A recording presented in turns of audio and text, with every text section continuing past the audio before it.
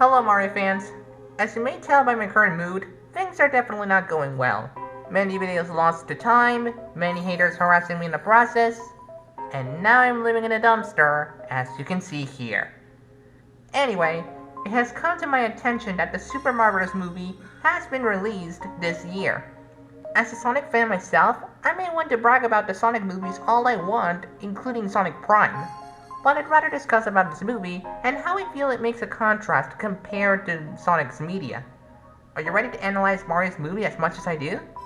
If you're ready, let's go!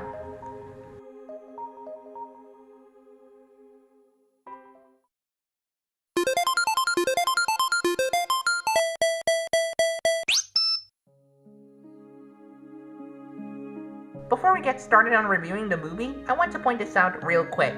This ain't the first time Mario and his pals have gotten the movie. In fact, there was an anime film 10 months after the release of Super Mario Bros. On the Nintendo Entertainment System, all the way back in 1985. And there was even a live-action style movie right in 1993. The anime was, well, decent enough. And the live-action movie was, well, judging by the scenery right now, you can see for yourselves. So is there anything good with this new adaptation of the Mario franchise turned into a movie? Well, to be fair, graphics and music do feel better than an anime film or even a live-action movie. I'll take that for granted.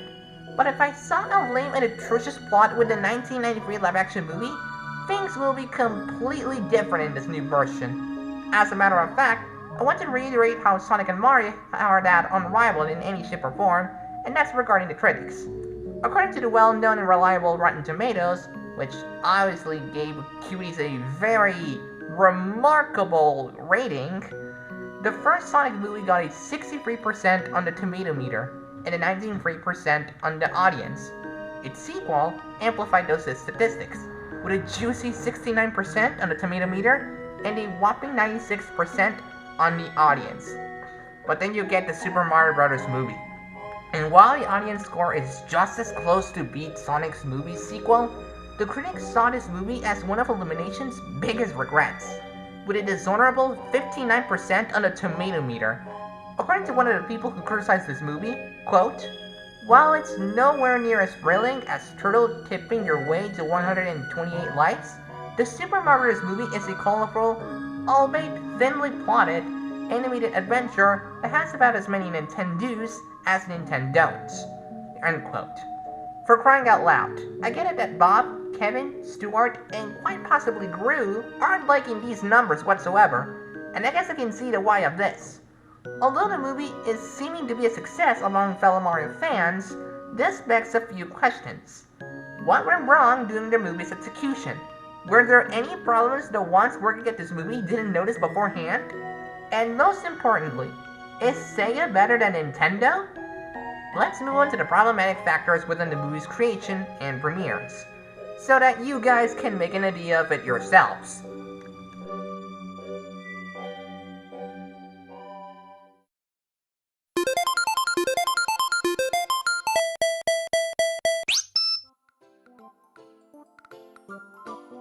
The concept of a movie exclusively for Mario and friends was alright in the beginning, but it has its flaws. As a matter of fact, I've listed all of the flaws with the movie's overall course and ad campaigns before its premiere. Number 1. The voice actors. What drives me off is with the voice actors for each character. Some of them like Charlie Day or Keegan-Michael Key are alright, they serve their roles well. But Chris Pratt, the voice for Mario, is completely off-putting compared to the rest. He's like the elephant in the room, well, considering Super Mario Bros. Wonder is just around the corner, or the moose in the room if you're into that sort of situations. Remember that scene from Invader Zim? As a matter of fact, while researching his filmography, he's the one who participated in Disney's Guardians of the Galaxy, both Volumes 1 and 2, and quite possibly Volume 3 as well. And also boys, oh boy, Emmett Brikowski on both LEGO movies. That's unfathomable. What's more unfathomable is the fact that Charles Martinet, Mario's actual voice ever since Super Mario 64 has a minor role in this movie. More on that later. This is why I feel unconfident with the relationship between Nintendo and Hollywood. Only a few voice acting changes can give you a sour taste in your mouth, eyes, and ears. Number 2. The company behind the movie. Illumination Pictures. Where do I even begin with this mediocre movie corporation? Illumination is infamously known for inserting their yellow freaks into one, too many movies of one single franchise. Other movies such as Sing, The Grinch, or even Secret Life of Your Pets are just one-time scenarios. Once you're done, the minions eagerly wait for a new movie of their own. But hold your bananas, folks. They say that the Super Mario Bros. Movie won't be your typical Illumination movie? I'd beg to differ. Number 3. The directors of the movie.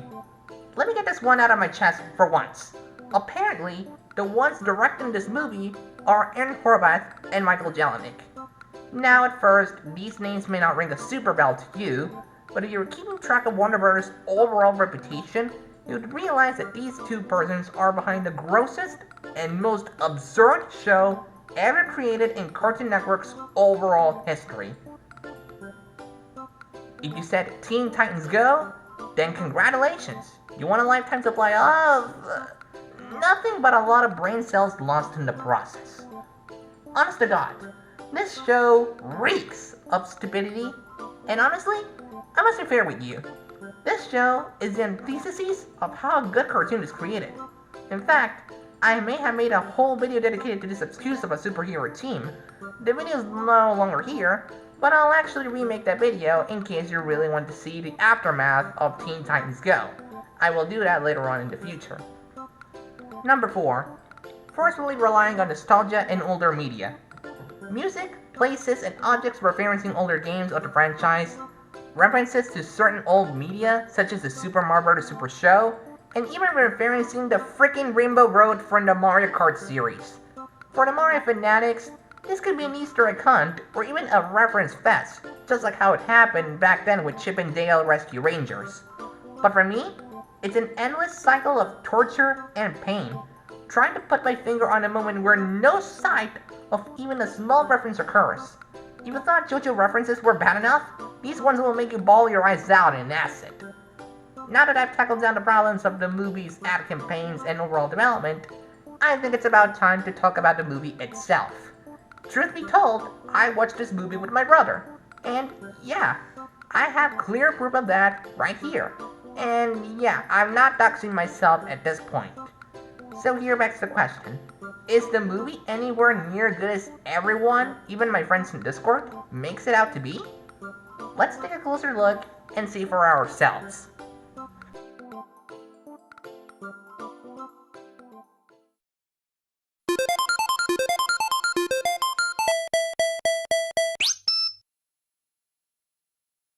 This review has a ton of spoilers, yet I'll try to explain the story as brief as possible. Also, I watched the Latin and Spanish version of this movie, so voice actors may differ from the original release. So if you want to watch the movie for yourselves and avoid all kinds of spoilers, please take the warp pipe that will get you to this timestamp. With that said, let's start the review and tell the story from start to finish. So we start out with the Penguin's Kingdom, only for it to be invaded by Bowser's clan and get the Power Star. Who's sure to stop him? We don't know yet. We then get into Brooklyn, Mario and Luigi's hometown. For once, we get to see a lot of things, like Foreman Spike's new look, Mario and Luigi's family, and we even get a glimpse of the Super Mario Bros. Plumbing commercial that we saw earlier in one of the teasers. Oh, by the way, Charles Martinet actually gives voice to Mario and Luigi's father and Giuseppe. Now that's a name I've never heard of before. Mario and Luigi then set out to finish their first plumbing work, which didn't end too well. Their way to save their job would continue, however, as they tried to fix Brooklyn's water service, which made them end up into the underground, from which they get sucked into a green pipe. This makes the brothers to separate, with Mario getting into the Mushroom Kingdom and Luigi getting into the Darklands, which, as Toad said later on in the movie, are under Bowser's domain. Mario slowly gets used to this new land, and after knowing Princess Peach, she trains him to be the hero. While that's happening, Luigi gets questioned by Bowser as he asks him if he knows anything about Mario, which just so happens to be right. Peach later asks for the Kong Kingdom, which is ruled by DK's father, Cranky Kong, to unite with the Mushroom Kingdom and stop Bowser once and for all. After Mario fought Donkey Kong fair and square, the Kongs are now Mushroom Kingdom's allies. They then get into a shortcut to Bowser's lands, which are suddenly foiled by Bowser's minions, which are under the direction of a blue-spiked Koopa Paratroopa, which later turns into a blue shell and takes down both Mario and Donkey Kong, so Peach and Toad head back to the kingdom and evacuate the people there. Bowser later gets into that kingdom and wants Peach to marry him, which sadly agrees to as long as no one gets harmed. Back to our heroes, they then reconcile with each other, so they now become friends. The princess tries everything she can to stop Bowser from harming the ones he captured, and then Mario and DK aim the princess out, only for Bowser to unleash his trap card and launch a giant banzai bill and destroy the castle altogether. Mario luckily deviates the missile, but ends up taking everyone and Bowser's lands to Brooklyn, in which King Koopa was super pissed at Mario for destroying his one and only wedding. Mario was there, about to accept defeat, ready to lose his one and only life.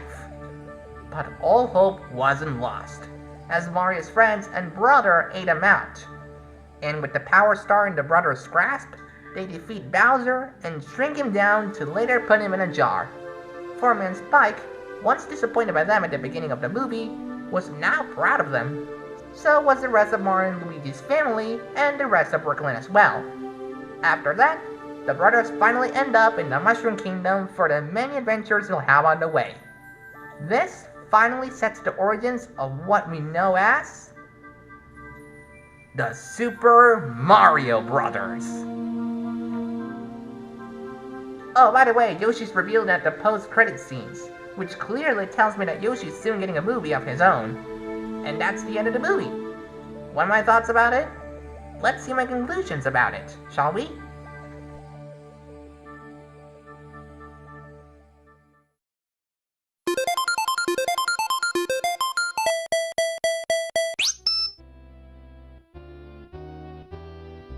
In conclusion, this movie made me feel like I was in Mario's shoes from start to finish. I can't believe Illumination, Chris Pratt, and the TTG directors pulled a trump card on me and surprised me all the way throughout it. The plot didn't feel all that boring. In fact, it felt somewhat original for once. The soundtrack was angelical to me. I know Sonic's movie's soundtrack are alright, but Mario's soundtrack in this movie has a few flaws. Sure, the DK rap from Donkey Kong 64 feels nice and smooth, but Take On Me and I Need a Hero felt somehow unfitting to me in their respective scenarios. Heck, there's no way that any other movie would have I Need a Hero better than Shrek 2. Seriously, how could they mess that up? The voices, man. Why did I say about Chris Pratt at the beginning? Being a disappointment for me? Actually, he was on point with his voice acting. So did the rest of the cast. And honestly, I felt like this movie was going to flop at first. But you know what? Nintendo, I'm sorry I've doubted you. I shouldn't have let my negativity ruin the entire fun of the movie. I am making this video to express my sincere apologies for my doubts and criticisms about your recent movie. After watching it, I realized how wrong it was to judge the film before giving it a chance. I wasn't fair in my initial comments and didn't take into consideration the hard work and dedication that went into the making of this movie. I want to emphasize how much the movie meant to me and how it rekindled my love for your characters. Seeing you both on screen again was a nostalgic and heartwarming experience.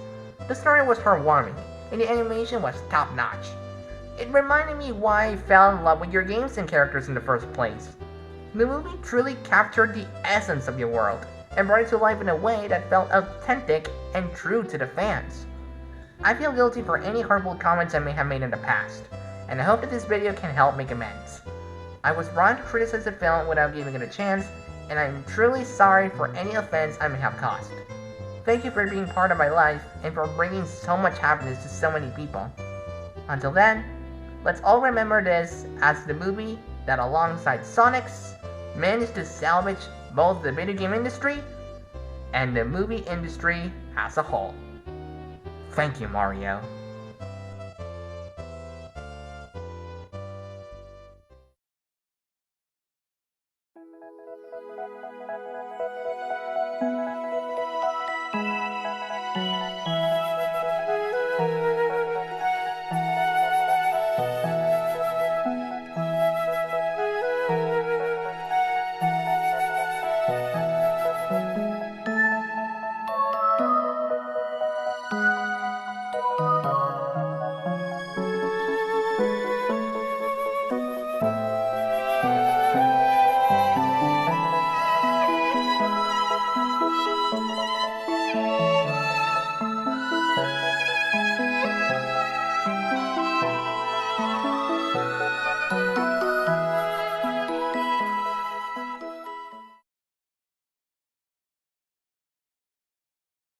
Alright, let's see the monetary openings on all those movies.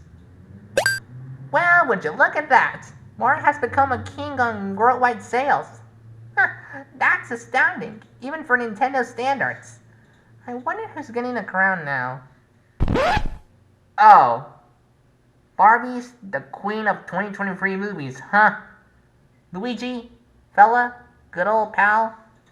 Be a good plumber and make an appointment for me to make a meeting to Barbie Land in winter, okay? Okay. I've got a bone to pick with that stereotypical woman. Oh, you. You're still here? There's nothing more to see. The show's over. Didn't you have somewhere else to go? Somewhere else to be? Go home now. Go.